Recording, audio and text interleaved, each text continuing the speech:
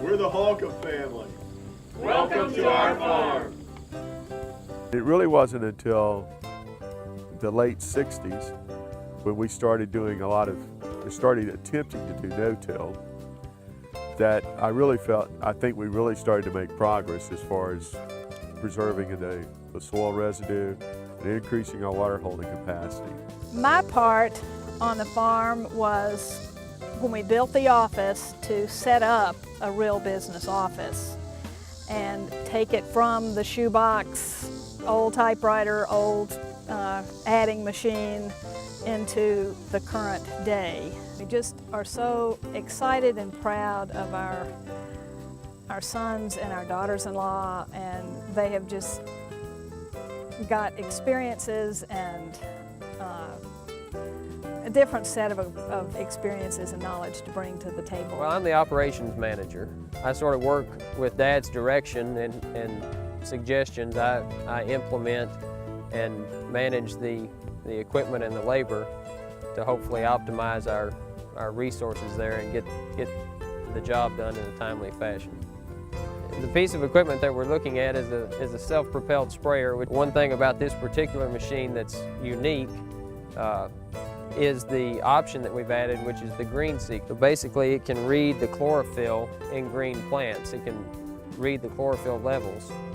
And what it does is it sends that, it has an algorithm working in the background in the computer, in the machine, that translates into a prescription within the monitor, which dictates how much nitrogen gets applied to the crops.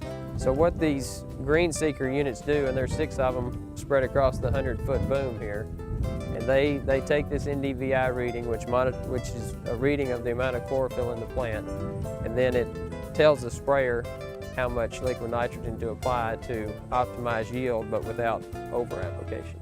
What happens with this weather station is it gives us constant, up-to-the-minute updates of what's going on in our surroundings. So if the wind turns a certain direction and we've got a neighbor next door that has non-GMO crops and we're spraying Roundup for weeds, for example, then we know we got to be really careful not to damage his crops. Or if the temperature gets too high so that the application's not going to be effective, then we know at a certain temperature we need to stop application. I have been involved in the inventory and operations side of the business and working with our crop advisor on the precision agriculture side as far as in the equipment and bringing it into the computer for analysis. You know, the goal here is to make sure that we're applying according to university recommendations and applying according to what the soil needs, as opposed to just putting a blanket application on the entire field. You know, this way we know what, based on the soil type, what each zone needs in order to maximize our production.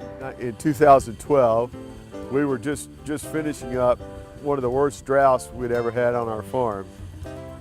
And besides looking at the occasional drought that we have here, I'm pretty convinced that climate change is occurring and that last year's drought may not be the last one. So this year, we decided we should look at grain sorghum and just try to start feeling out what crops might work in hotter, drier conditions.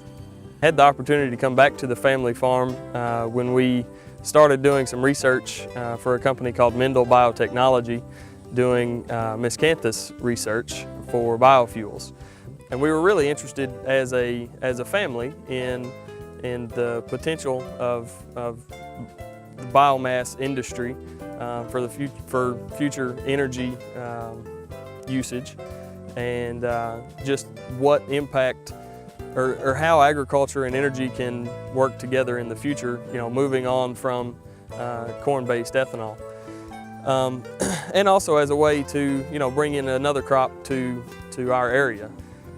I think we always have to be looking to the future, to the next thing that we can do to diversify as a farm and as an operation, and if we can do something that, you know, is sustainable is really the goal, something that we think will have a positive impact for the farm for the future.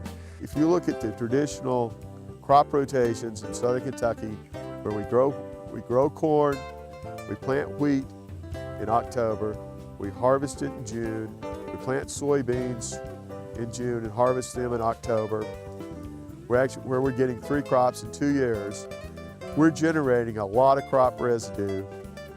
And if you look at, since we've gone to continuous no-till, our organic matter has increased, and the residue on top of the soil has increased, and our water holding capacity has increased. The combination of those 3 crops in a rotation has also been very good for the soils of southern Kentucky.